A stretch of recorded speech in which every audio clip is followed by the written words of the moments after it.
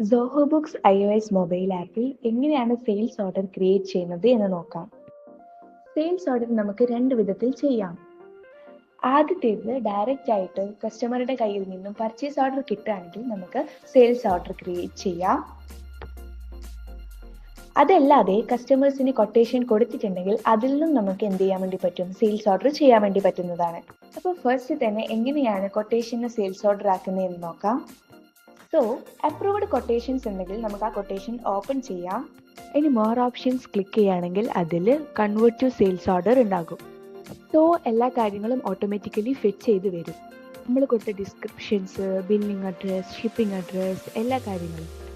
അതിന് പുറമെ നമുക്ക് എന്തെങ്കിലും സെയിൽസ് പേഴ്സൺ ആഡ് ചെയ്യണമെന്നുണ്ടെങ്കിൽ ആഡ് ചെയ്യാം, അല്ലെങ്കിൽ അറ്റാച്ച് ചെയ്യണമെന്നുണ്ടെങ്കിൽ അറ്റാച്ച് ചെയ്യാം. അറ്റാച്ച്മെന്റ് കൊണ്ട് ഉദ്ദേശിക്കുന്നത് LPOന്റെ കോപ്പി അല്ലെങ്കിൽ കസ്റ്റമറിന് എന്തെങ്കിലും സ്ക്രീൻഷോട്ട് അങ്ങനത്തെ എന്തെങ്കിലുമാണ്. നമ്മൾ എന്തെങ്കിലും സേവ് ചെയ്യുകയാണെങ്കിൽ നമുക്ക് ഈ കൊട്ടേഷൻ കൺഫേംഡ് സെയിൽസ് ഓർഡർ ആയിട്ട് കൺവേർട്ട് ആയിട്ടുണ്ടാകും. ഇനി നമുക്ക് ബോർഡിൽ ക്ലിക്ക് ചെയ്യുകയാണെന്നുണ്ടെങ്കിൽ മാർക്ക് ആസ് കൺഫേംഡ് എന്നുള്ള ബട്ടൺ ക്ലിക്ക് ചെയ്താൽ ഈ ഓർഡർ കൺഫേംഡ് ടാഗ് വരുന്നതായിരിക്കും. നമ്മളിത് ചെയ്ത് കഴിഞ്ഞാൽ നമ്മൾ അവൈലബിൾ സ്റ്റോക്കിൽ നിന്നും കമ്മിറ്റഡ് സ്റ്റോക്കിലേക്ക് ചേഞ്ച് ആയിട്ടുണ്ടാകും. സെയിൽസ് ഓർഡറിൻ്റെ ഒരു ഇത് പറഞ്ഞു കഴിഞ്ഞാൽ ഒരു ഓർഡർ കൺഫേം ആയി അല്ലെങ്കിൽ LPO ഇഷ്യൂ ആയി എന്നുള്ളതാണ്. സോ ബേസിക്കലി ഇങ്ങനെയാണ് ഒരു സെയിൽസ് ഓർഡർ ക്രിയേറ്റ് ചെയ്യുന്നത്. Thank you.